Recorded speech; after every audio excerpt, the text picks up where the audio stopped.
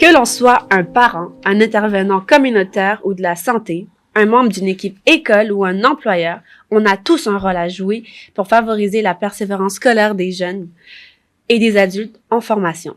Grâce au ministère de l'Éducation du Québec, qui a financé des initiatives locales qui contribuent à la réussite éducative des jeunes. Aujourd'hui, nous sommes avec un de nos partenaires, le Centre Alpha Papineau, représenté par Janie Bouladier. L'organisme a reçu un financement du ministère afin de participer activement à la réussite éducative des jeunes ayant été touchés par la grève à l'automne dernier. Nous disons encore merci à notre partenaire qui a accepté de partager avec nous, à travers ce balado, ses expériences dans le cadre des projets financés par le plan de rattrapage. Merci beaucoup, Janie. Bien, merci à vous de m'accueillir aujourd'hui. Merci, Jolène, pour la présentation, pour l'introduction. Et Janie, comme Jolène l'a dit, est-ce que vous pouvez nous présenter en quelques mots votre parcours? Qui vous êtes? C'est ça. Qui m'aide au niveau directement du plan de rattrapage ou professionnel? Ben, en fait, c'est que moi, je travaille à la base dans un organisme d'alphabétisation. Okay. Donc, oui, on a aidé des jeunes, là, on a accueilli des jeunes à partir de l'âge de 12 ans dans nos locaux, mais ce qui nous différencie des autres, c'est que justement, nos méthodes, c'est pas de l'enseignement traditionnel. Mm-hmm. Même que dernièrement, il y a une maman qui a comparé nos méthodes aux méthodes Montessori. Oh. J'ai trouvé ça intéressant. En alphabétisation, c'est ça. Dans le fond, les gens en général qui viennent utiliser nos services, ces gens-là, on les appelle des apprenants, non des élèves. Mm-hmm. C'est des gens pour qui le système d'éducation scolaire en place actuellement n'a pas fonctionné. Okay. Donc, c'est pas nécessairement des troubles d'apprentissage, c'est pas nécessairement des choses comme ça. Des fois, c'est juste que les méthodes qui sont utilisées dans les écoles traditionnelles, ça fonctionnait pas pour eux. Mm-hmm. Donc, notre mission à nous, c'est vraiment d'aller au-delà de ça, de trouver toutes sortes de techniques pour qu'ils se sentent comme s'ils faisaient n'importe quoi d'autre que de l'école, que de l'académique. Donc, c'est sûr que notre approche avec le plan de rattrapage, ce on a monté, c'était vraiment à notre image, là, avec des ateliers, des thèmes, etc., etc. Okay. Ah, wow, bravo. Bravo. Sinon, t'as présenté brièvement le projet dans un sens, mais est-ce que tu peux comme développer un peu dans ce sens? C'était quoi l'objectif principal? C'est quoi le nom du projet? S'il y a un nom au projet? En général, là.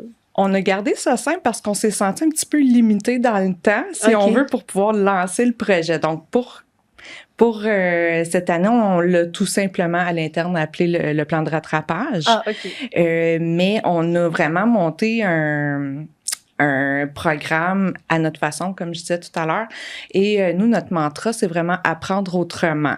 Okay. Donc, on avait, au-delà du français, mathématiques, anglais, sciences, histoire, on avait aussi le Café Blabla, qui est un atelier de discussion qui permet, dans le fond, de socialiser, qui permet de briser l'isolement, qui permet d'augmenter l'estime de soi, pratiquer même la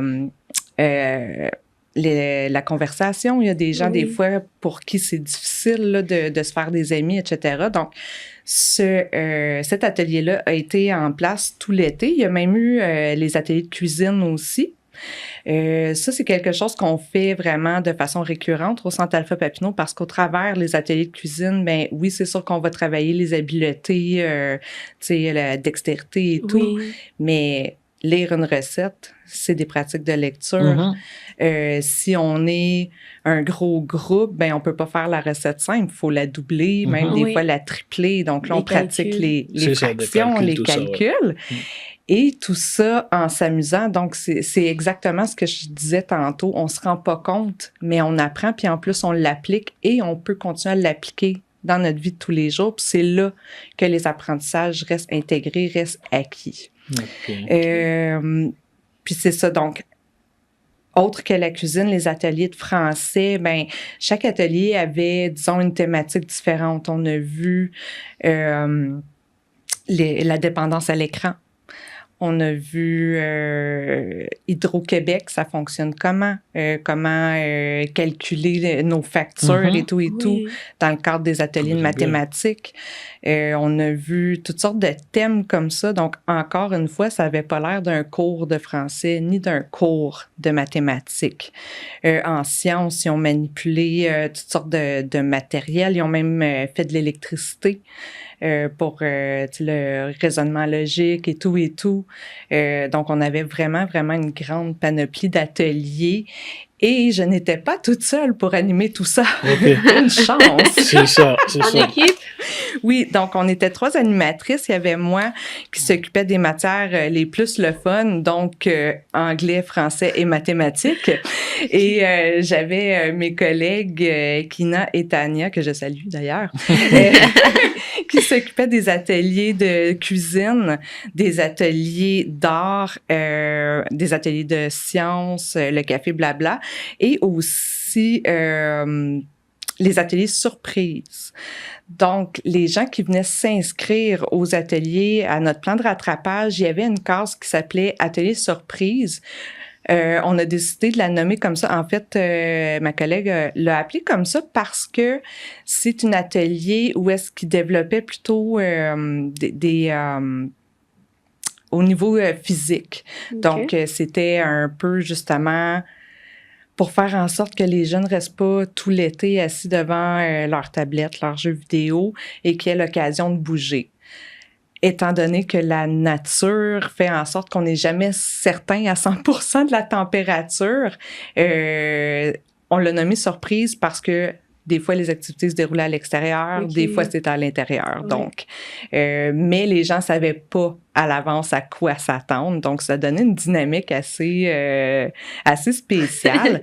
Notamment, il y a un atelier où est-ce qu'ils sont allés faire une belle marche de santé. Il faisait tellement beau cette journée-là. Et en revenant, ils ont fait des smoothies en voyant justement qu'est-ce qui est bon après avoir fait de l'activité physique. Donc, ils ont fait une petite recherche en lien avec ça aussi. Donc, notion d'informatique, aller faire des recherches par mots-clés. Donc, c'est pas mal comme ça là, qu'on a passé notre été. Okay. Mais j'aime bien le mot, je sais pas si c'est le nom du projet, Café Blabla. Le Café Blabla, ouais, j'aime bien ce mot. En fait, c'est quelque chose qu'on a créé, si je me rappelle bien, c'est sa 3e année. Parce que on a vu qu'il y avait un besoin. Nous, à la base, on travaille avec des gens de 16 ans et plus. Okay. Disons, le doyen dans notre groupe est dans la 50aine et plus actuellement. Puis, on a des gens qui arrivent dans nos services, ils ont 16 ans. Et on s'est rendu compte que, justement, ça créait une belle dynamique dans le sens qu'ils étaient capables de partager sur leur point de vue avec des points justement tellement différents d'un à l'autre, tout ça dans le respect bien sûr. Sauf que là, ça a créé comme une espèce d'engouement, puis là, on savait plus quand c'était le temps de juste discuter pour discuter ou donc on s'est dit on va l'encadrer, on voit qu'ils en ont besoin, ça leur fait du bien de partager entre eux. Donc le Café Blabla a été créé, mis sur pied. Il est animé en collaboration avec l'organisme SOS Contact Alto. Oui. Donc c'est une intervenante qui vient dans nos locaux une fois par semaine pour animer ça avec les apprenants. Puis c'est vraiment intéressant parce que jamais de sujet imposé. C'est les apprenants qui vont dire, là, cette semaine, ça serait le fun qu'on discute de tel sujet. Et SOS Contact Alto sont spécialisés dans divers sujets, dont justement les dépendances, des choses comme ça. Donc, l'intervenante, elle peut vraiment, aller voir les besoins puis aller au-delà de juste la discussion. Donc, c'est très, très intéressant, oui. Okay. Wow. Mais avec votre clientèle, comment vous arrivez à rentrer en contact? Comment vous choisissez les bénéficiaires, tout ça? Les apprenants. On fonctionne souvent par référence. On a des références. Premièrement, c'est qu'on est accrédité par le ministère de l'Éducation. Mm-hmm. Donc, c'est sûr qu'on a une entente avec le Centre de services scolaires au cœur des Vallées. D'accord. Et de la manière que ça fonctionne, c'est qu'il y a des jeunes qui vont aller faire ou des jeunes adultes qui vont aller faire des tests de classement à l'école des adultes dans notre région. Et quand ils ne se classent pas niveau secondaire, ils nous les réfèrent. OK. Parce que l'alphabétisation, dans le fond, c'est un peu comme le niveau primaire, si on veut. Donc, ça, c'est une des méthodes de recrutement, mais il n'y a pas juste le centre de service scolaire qui nous réfère des gens. Des fois, ça peut être aussi le CISO, ça peut être CLSC, ça peut être bouche-à-oreille beaucoup. Parce que notre clientèle, si on veut, justement, c'est pas des grands lecteurs. On peut pas vraiment faire de publicité à l'écrit pour annoncer nos services. Donc, le bouche à oreille, c'est ce qu'il y a vraiment de plus fort là, pour l'instant. Et dans le fond, nous, on est un centre avec un seul local de formation et les inscriptions sont en continu. Donc, on peut avoir en début d'année 15 inscriptions et à la fin de l'année, en avoir beaucoup plus ou etc. Et les inscriptions aussi sont en horaire adapté. Donc, il y en a qui viennent à temps plein, il y en a qui viennent à temps partiel, des avant-midi, des après-midi. Donc, on reste sur le principe d'apprendre en petits groupes. Donc, même si, disons, j'ai 30 inscriptions, j'aurai jamais en même temps 30 personnes dans le local. Puis, on s'est aussi arrangé pour reproduire le même principe dans le plan de rattrapage. C'est pour ça qu'on était aussi 3 animatrices. Comme ça, les gens pouvaient choisir entre des ateliers au cours de la journée, puis pas se retrouver justement en grand groupe. On pense qu'en plus petit groupe, c'est plus facile là, d'apprendre. OK. Ouais. Mais dans ce même-là, par rapport toujours aux apprenants, oui. Tantôt, tu as dit vous commenciez à 16 ans, n'est-ce pas? Oui. Puis vous allez, comme votre doyen a comme 50 ans. Fait que, oui. Pour le plan de rattrapage, ceux qui ont participé, ceux qui étaient présents, là, sur le coup, est-ce que c'était vraiment comme 16 ans le plus jeune, puis 50 ans le plus âgé? Non. Les origines? Comme ça, ton groupe, là, ressemblait à quoi, en général? C'était un groupe, premièrement, très, très génial. Mais on a investigué, si on veut, avec d'autres organismes, où est-ce dans quelle direction il allait pour le plan de rattrapage, justement, pour s'assurer qu'il n'y ait pas de trou de service à travers les groupes d'âge. Donc, il y a des organismes qui sont allés avec les enfants jusqu'à l'âge de 11 ans. Il n'y avait rien pour les jeunes à partir de 12 ans, puis il y avait nous à partir de 16 ans. Donc, notre plan de rattrapage, on l'a mis pour les 12 ans et plus. Ce qui fait en sorte... je me suis pris des petits chiffres en note. On a accueilli cet été dans nos locaux 19 jeunes entre 12 et 15 ans et 12 adultes entre 16 et 50 ans. Et tout ce beau monde-là, en même temps. Donc, on a fait des groupes multigénérationnels qui ont encore apporté une dynamique là, que moi, j'adore. Là. Je trouve ça vraiment génial. On a eu aussi... dans le fond, oui, c'est sûr que l'objectif, c'était le plan de rattrapage, de retrouver des acquis qui s'étaient peut-être perdus justement à cause des grèves. Mais il y a des gens qui en ont profité pour venir, par exemple, j'ai... une jeune fille qui s'était inscrite pour les mathématiques et le français parce que c'était difficile pour elle. Et sa mère a décidé de s'inscrire aux ateliers d'anglais avec nous, juste pour s'améliorer en anglais. Donc, la jeune fille a dit, si maman s'inscrit en anglais, je vais m'inscrire avec elle. Donc, c'était vraiment drôle, là, la dynamique, c'était super le fun. Puis c'était une famille asiatique qui venait précisément de Chine. Donc, la maman parlait mandarin et un petit peu anglais. Donc, l'entraide qu'il y a eu dans le groupe pour essayer d'intégrer aussi là, cette personne-là qui s'était inscrite, qui parlait pas du tout français. C'était vraiment beau à voir, c'était vraiment très, très fun. Oui. Mais avec les personnes que vous travaillez, c'est surtout des personnes de Gatineau ou il y a des personnes qui viennent de tout horizon? Étant donné qu'on est... on est à Gatineau, on fait partie de Gatineau, mais on est, moi j'aime dire, en banlieue de Gatineau. Donc, on est vraiment à la limite entre la grande ville et les villages. OK. On accueille souvent des gens, c'est sûr, de notre secteur qui est Buckingham. On a des gens de Masson, de Angers. On a des gens, des fois, même qui viennent de Gatineau, de Val-des-Bois, de Notre-Dame-de-la-Salette, des endroits comme ça. C'est sûr qu'il y a d'autres centres d'alphabétisation qui existent à Gatineau, à Saint-André-d'Avelin. Mais à la base, notre mission est toute la même. Oui. Donc, si quelqu'un appelle au centre ou appelle dans un autre centre d'alphabétisation et qui manifeste son désir de s'inscrire en alphabétisation, on le demande toujours dans quel secteur il est situé, puis on l'invite toujours à aller au centre le plus près. Le plus proche, Par contre, on a le programme Apprenant d'un jour où est-ce que les gens peuvent venir quand même sans s'inscrire officiellement, venir passer du temps avec nous pour voir si le service correspond vraiment à leurs besoins. Parce qu'à la base, comme je dis, les organismes ont tous le même mandat. Par contre, d'un organisme à l'autre, peut-être que les ateliers ne seront pas les mêmes, peut-être que les méthodes ne seront pas exactement les mêmes. Donc, les gens, ils ont quand même la possibilité d'aller tâter le terrain puis voir ce qui correspond le mieux à leurs attentes. Wow, ça c'est très bien. Ouais. Oui. Juste m'assurer de quelque chose. Oui.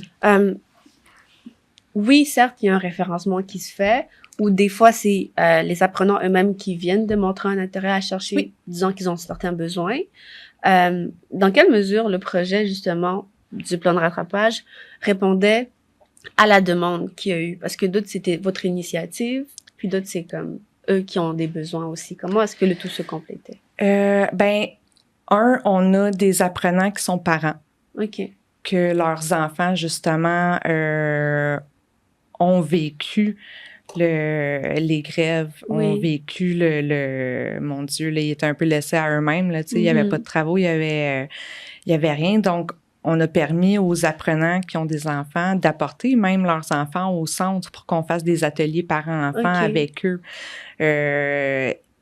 Et là, les parents se sont dit, OK, ça fait beaucoup de sens, là, tu sais, que ça se passe comme ça. Aussi, on a, comme je disais, une belle collaboration avec les centres de services scolaires. On a aussi des collaborations avec les écoles primaires autour. On est quand même situé dans un secteur défavorisé. Donc, c'est l'accessibilité aussi aux services qui fait en sorte que, étrangement, on est bien placé pour ces gens-là autour. Donc, oui, on a pu observer de notre côté là, le besoin du projet. Autant de nos apprenants qui sont parents que de l'extérieur, là, des écoles, de ce qu'on a entendu et tout. Donc, le besoin était là, on s'est concerté, puis on a mis ces projets-là sur pied. Parfait. Mais par rapport avec ce projet-là, j'imagine que vous avez rencontré des difficultés, des défis sur le terrain. Oui. Comment vous avez surmonté tout ça, oui?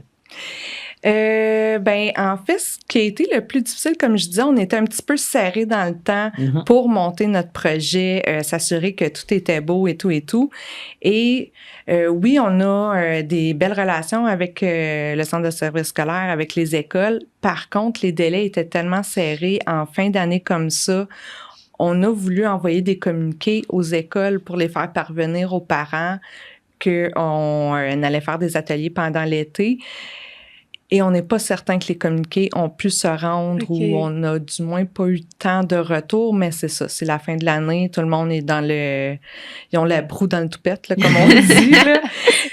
Donc, c'est ça, au niveau des communications, je pense que c'est ce qui a été le plus difficile. Au niveau des idées d'ateliers, ça, on aurait pu en faire encore et encore et encore, là. Donc, c'est ça. C'est vraiment au niveau des communications avec les potentiels partenaires ou références, si on veut, qui a été le plus difficile pour nous. Donc, on s'est attaqué tout bonnement, comme ça, encore une fois, au bouche-à-oreille, aux réseaux sociaux. Ça a été pas mal notre outil, le numéro 1. C'est sûr que si c'était à refaire, si on l'avait su à l'avance, on aurait envoyé des communiqués beaucoup plus tôt que ça. Là, ouais. D'accord. Et tout au long du projet, malgré les obstacles et tout, comment est-ce que vous avez réussi à faire un suivi régulier des progrès, des avancements de votre clientèle, des apprenants? Comment est-ce qu'on voyait qu'il y avait du changement ou une progression ou des... On travaille toujours avec des notes observatives, des notes évolutives, en fait. On va faire des premières observations là, quand que les participants arrivent. Mais aussi avec les méthodes qu'on utilise au Centre Alpha Papineau, il va y avoir un peu c'est toujours une alternance. Il y a un petit peu de théorie pratique, un petit peu de théorie pratique. Puis même que pour évaluer les compétences acquises ou qui ont été reprises, si on veut, à la fin, on a organisé un match de connaissances. On a invité même les parents à venir participer et on a posé des questions de français, de mathématiques, de culture générale, etc., pour montrer justement aux parents qu'est-ce qui avait été appris au courant de l'été. Ce qu'on a pu surtout voir comme évolution, justement, ça a été l'estime de soi. Au départ, il y en a qui sont arrivés, je dirais pas un peu à reculons, parce que en fait, je pense pas qu'il y a un enfant qui va faire comme « Yes, j'ai de l'école cet été ». Mais au départ, il arrivait avec... Tu sais, il savait pas trop à quoi s'attendre. Il osait pas tant lever la main, poser des questions. C'est un petit peu plus dur de participer. Il se retrouve dans un groupe de gens qu'ils connaissent pas, avec toutes sortes d'âges, toutes sortes de niveaux de connaissances aussi. Mais ce que j'ai vu, c'est justement qu'ils ont appris à socialiser avec toutes sortes de niveaux. Puis c'est ça, au niveau de l'estime de soi, on le voyait là, au fur et à mesure que les ateliers avançaient, la curiosité prenait le dessus, il levait la main pour poser des questions, la participation était là. Donc, c'est vraiment dans les notes évolutives là, qu'on peut s'apercevoir du cheminement de chacun. Là. OK. Est-ce que, par exemple, parmi tous ces jeunes ou bien toutes ces personnes qui ont participé dans le projet, vous avez eu des commentaires, des retombées, des témoignages, tout ça par rapport avec? On a préparé pour la dernière journée aussi, on leur a donné un petit sondage d'appréciation. Pour avoir leur opinion, pour savoir justement est-ce qu'ils ont aimé ça, est-ce qu'il y avait des suggestions, des choses... Est-ce que ça a marché? Exactement. Les commentaires ont été tellement positifs. Il y en a qui nous ont dit n'importe quand. Hein, on reste en contact, on s'inscrit. Donc oui, les commentaires ont été vraiment positifs sur les ateliers, sur les animations. On leur a posé des questions, par exemple, est-ce que le contenu des ateliers était clair? Est-ce que vous avez bien compris? Est-ce qu'on avait besoin d'ajouter des informations? Est-ce que les locaux, la disposition des locaux était optimale pour vous? Donc, est-ce que vous avez aimé les repas? Parce qu'il y avait les ateliers de cuisine qui servaient aussi de cantine, dans le fond, sur l'heure du midi. Bref, les commentaires ont été vraiment excellents. Donc, ça donne le goût de continuer dans ces programmes-là, dans ces projets-là. Avant même de parler de continuation et tout, quand on parle toujours du plan de rattrapage, on parle de réussite éducative depuis, c'est ça l'objectif aussi, même s'il y a d'autres habilités connexes qui ont été travaillées. Et à t'entendre parler, vous avez réussi à développer beaucoup de déterminants de la réussite éducative. Le Réseau québécois de la réussite éducative parlait sur les plans physiques, intellectuels, affectifs, social et moral. Corrige-moi bien si je me trompe. Là, à t'entendre parler, il y a eu du social, à mort. Désolée de l'expression, à mort. Beaucoup de social. Beaucoup, oui. Au niveau de la socialisation, au niveau moral aussi, je peux dire dans le sens que tu disais qu'au début, certains arrivaient un peu craintifs à savoir qu'est-ce qui allait se passer, puis finalement, comme le moral a eu à changer, on apprend des bonnes habilités, même les parents sont là, fait que ça joue dans la relation aussi parents-enfants, côté affectif, côté intellectuel, pour des nouvelles connaissances, autres que scolaires, c'est comme les connaissances de la vie de tous les jours. Fait que là, je pense que votre projet, là, si on parle de réussite éducative, vous avez atteint beaucoup de déterminants. Corrige-moi si je me trompe. Non, je pense qu'on a été vraiment là. Ben, c'est sûr qu'on a pris le temps de s'asseoir en équipe puis regarder justement tous ces points-là. Quand on a monté nos ateliers, OK, est-ce qu'on va toucher au niveau affectif? Est-ce qu'on va toucher au niveau des connaissances, des compétences, de ci, de ça? Donc oui, je pense que de notre côté, on est fiers de se dire qu'on a réussi notre mandat là, pour ce projet-là. Là. J'oubliais même, je pense qu'il y a aussi physique. Tu me parlais Oui, d'aller on a faire fait des de marches l'activité et tout. physique Ça veut dire que là, vous aussi, avez vraiment touché les points importants, des déterminants. Là. Oui, Un on est bon très fiers chemin de nous. levé. Ouais, c'est Merci. ça. C'est ça. Mais au début, tu nous as parlé un peu que vous êtes en collaboration aussi avec des écoles, tout ça, avec d'autres organismes qui vous ont aidé. Mais comment ça se fait? Est-ce que c'est facile? C'est facile à pas trouver. facile. C'est vraiment pas facile. Même que les organismes en alphabétisation ont fait partie d'un regroupement qui est le RGPAC, le regroupement des groupes populaires en alphabétisation du Québec. Et c'est quelque chose qui revient souvent sur les discussions, à quel point c'est difficile de faire notre chemin vers... de trouver des collaborateurs. D'ouvrir des collaborations. Donc, c'est sûr que ça a été un cheminement qui a été long. Mais maintenant, de notre côté, nous, au Centre Alpha Papineau, ça va super bien. Dans le fond, je pense que c'est juste un manque d'informations. Je pense que les écoles sont pas au courant à quel point on est là pour les soutenir. Qu'on n'est pas là pour, je sais pas, défaire leur plan d'action, leur programme. Oui. On vient vraiment appuyer et soutenir les choses là, de leur côté. Ça fait partie de notre mandat aussi, la lutte au décrochage scolaire. Donc, on a vu dans notre secteur que les jeunes en non-fréquentation dans les écoles scolaires devenaient un très, très gros problème. Donc, des jeunes qui décrochaient, mais qui avaient encore l'âge que légalement ils devaient fréquenter un milieu scolaire. Donc, on a réussi à bâtir des ententes, bâtir des protocoles, que ces jeunes-là puissent venir à temps partiel ou à temps plein dans nos locaux, qui est justement des fois moins intimidant étant donné qu'on est un plus petit groupe à la fois pour justement leur redonner le goût d'apprendre et éventuellement retourner à l'école. Donc, c'est sûr que ça prend des ententes pour faire des choses comme ça parce que nous, on est mandaté pour les 16 ans et plus. Donc, ça peut arriver à l'occasion qu'on va accueillir pendant l'année scolaire des jeunes à partir de 14 ans, justement, qui sont en non-fréquentation. Puis, on a aussi de ce niveau-là. C'est pas pour me vanter, mais c'est pas pour nous vanter, mais on a de ce côté-là aussi un beau niveau de réussite dans le sens qu'il y a des jeunes qui sont venus au Centre Alpha Papineau puis qui ont raccroché, qui sont de retour sur les bancs d'école, qui n'ont pas lâché finalement. Oui. Ça veut dire que c'est pour ça, c'est grâce à ça que le référencement fonctionne. Oui, je pense que oui. Oui. On a travaillé fort pour trouver les bonnes personnes à qui parler pour justement ouvrir les portes à ces collaborations-là. Ça a été ardu parce que autant au niveau des écoles que des centres communautaires, etc., il y a toujours une grosse rotation de personnel dernièrement, ce qui fait que le mot se perd. Donc, ça a été de relancer. Puis là, on touche du bois là, pour que ça reste comme ça. Là, ça va très, très bien.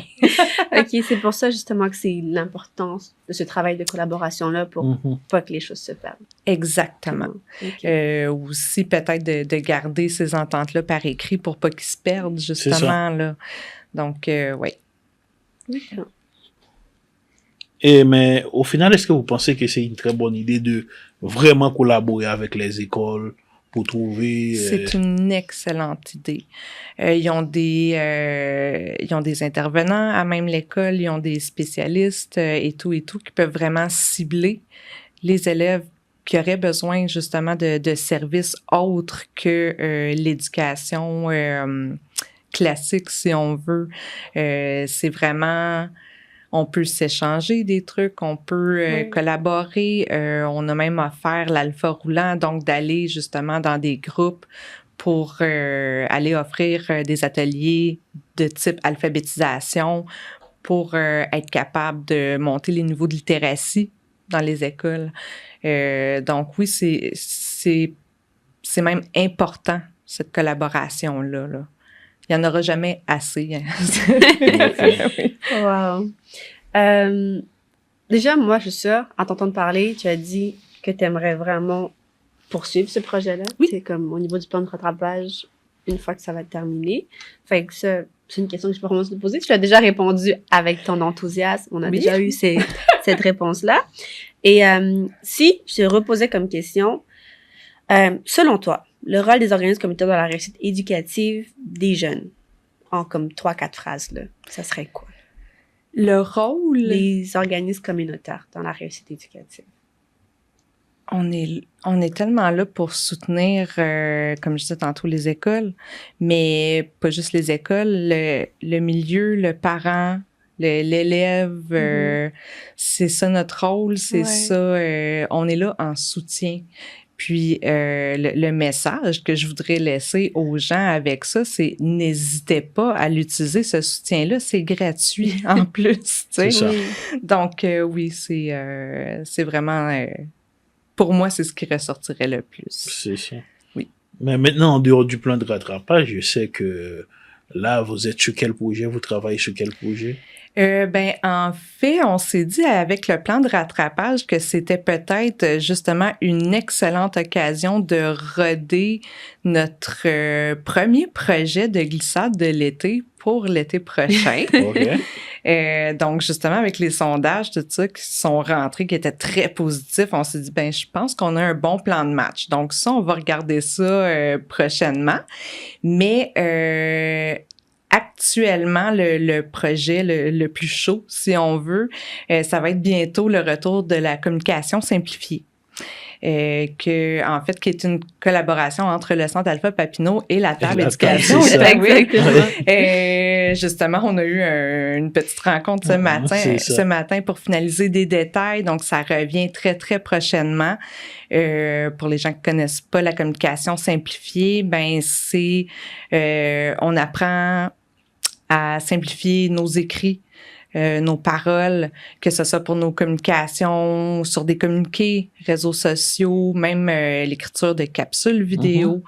Dans le fond, on apprend à reconnaître, à bien cibler notre public, à reconnaître le niveau de littératie et d'adapter notre communication là, en lien avec notre public cible. Et dans le fond, là, ça va être en formule présentielle cette année, contrairement à l'année dernière qui était seulement virtuelle. Donc, une toute nouvelle formation que j'ai très, très hâte de donner cette année, oui. Et on a aussi un petit projet avec nos apprenants qui va être un service complémentaire à la communication simplifiée. Le service va s'appeler les experts du langage clair. OK. Donc, les gens qui vont avoir suivi la formation ou pas vont être appelés à entrer en communication avec nous pour prendre rendez-vous avec nos apprenants pour faire évaluer leur communiqué, pour voir s'ils sont clairs, si les apprenants les comprennent bien. Parce qu'après tout, c'est eux les experts. C'est eux qui vont pouvoir nous dire « Oh, ce mot-là est un petit peu compliqué pour moi, est-ce qu'on pourrait le remplacer par autre chose? La phrase, c'est peut-être un petit peu longue, peut-être qu'il y a trop de détails que moi, personnellement, je trouve pas nécessaire et tout et tout. » Donc, à partir de ça, on va pouvoir formuler des bouts, changer des mots. Et c'est ça. Donc, ça commence très prochainement. Ça aussi, là, on est en formation. Là, pas en formation, mais en... Comment je dirais ça, là? On fait des ateliers là, préparatoires à ce service-là. Notamment, on en a fait un ce matin. On a pris un document du ministère de la Santé de 3 pages et on a fini avec un document d'1 page. Ah. Une bonne simplification. Hein? Oui, puis tous les détails étaient là. Oui. Donc, c'est vraiment là, un service là, que je pense qu'il va vraiment aider la population. Là. Wow. Mais là, vous avez l'air d'avoir un calendrier assez chargé. Pas mal chargé, avec une bonne offre de service. Oui. Comment est-ce qu'on fait pour entrer en contact avec vous, comme pour vous joindre, dépendamment, comme vous avez dit, beaucoup de référencement et beaucoup de réseaux sociaux. Oui. Mais sinon, comment on fait pour entrer en contact avec vous? Parce qu'on sait déjà à qui vous vous adressez. Oui. Ouais. En fait, pour On est très téléphone. La bonne vieille méthode, ça fonctionne bien, c'est rapide, c'est efficace. On peut nous rejoindre au 819-986-7506. Sinon, on a aussi notre Facebook sur lequel on est très actif.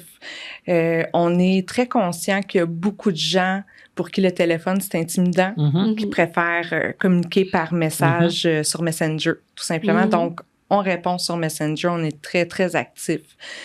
Pour des informations plus officielles ou qui demanderaient plus de détails, on peut s'adresser par courriel à la direction. L'adresse est assez simple à se rappeler, c'est direction@centralphapapineau.org.